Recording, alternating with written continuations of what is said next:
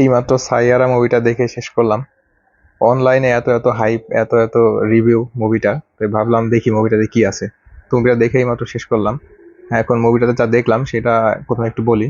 সেটা হচ্ছে নায়কের জীবনে কিছু দুঃখ থাকে, নায়িকার জীবনেও কিছু দুঃখ থাকে। তারপরে তাদের দেখা হয়, দেখা হওয়ার পর তাদের ভেতরে ভালোবাসা হয়।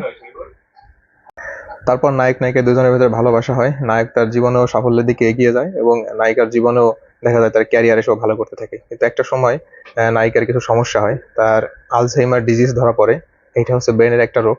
তাহলে আমার এই ভিডিওটা করার মেইন কারণ হচ্ছে এই আলঝেইমার ডিজিজ। আমি এই ডিজিজটা নিয়ে একটু কথা বলবো, যে এই ডিজিজটা কেন হয় এবং এটার চিকিৎসা কি। তাহলে আলঝেইমার ডিজিজ, আচ্ছা মুভিটাকে শেষ করে নি। তাহলে নায়িকার যখন আলঝেইমার ডিজিজ হলো তখন এটা হলে কি হয়, সে হচ্ছে তার সবকিছু ভুলে যায়। তো একটা পর্যায়ে গিয়ে দেখা যায় যে সে নায়ককেও ভুলে যায় এবং তার লাইফ সম্পর্কে যা যা ছিল সবকিছু ভুলে যায়। তো লাস্টে গিয়ে নায়ক ট্রাই করে হচ্ছে নায়িকাকে নায়কের কথা মনে করানোর জন্য। তাহলে এটা দিয়েই মুভিটা শেষ হয়। তাহলে এখানে আলঝেইমার ডিজিজ এটা কেন হয়, এটা হচ্ছে ব্রেনে যদি অ্যামাইলয়েড প্রোটিন বা টাউ টাঙ্গালস ডিপোজিশন হয়, অর্থাৎ ব্রেনে যদি জমা হয়, তাহলে এই আলঝেইমার ডিজিজটা হয়। এটা হলে কি হয়, এটা হলে প্রাথমিক পর্যায়ে দেখা যায় যে ছোটখাটো জিনিসগুলো ভুলতে থাকে, যে চাবি কোথায় রাখছে, আজকে দিন কত, যেটা মুভিতে দেখায় আর কি। আবার একটু লেটার স্টেজে যখন একটা একটু প্রোগ্রেস করে, তখন হচ্ছে সে মেসি মেসি জিনিসগুলো ভুলতে থাকে। যেমন তার মা মা বাবাকে ভুলে যেতে পারে, তার আত্মীয় স্বজন বা তার পার্সোনাল লাইফ সম্পর্কে সে আস্তে আস্তে ভুলে যায়।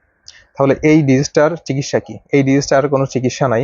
এইটা ট্রিটমেন্ট করে বা ড্রাগ দিয়ে এটার যে বৃদ্ধি বা প্রোগ্রেস এটাকে একটু কমিয়ে রাখা যায়, কিন্তু এটার যে ট্রিটমেন্ট দিয়ে সম্পূর্ণ ভালো করা যাবে, তেমন ট্রিটমেন্ট এখন আবিষ্কার করা হয়নি।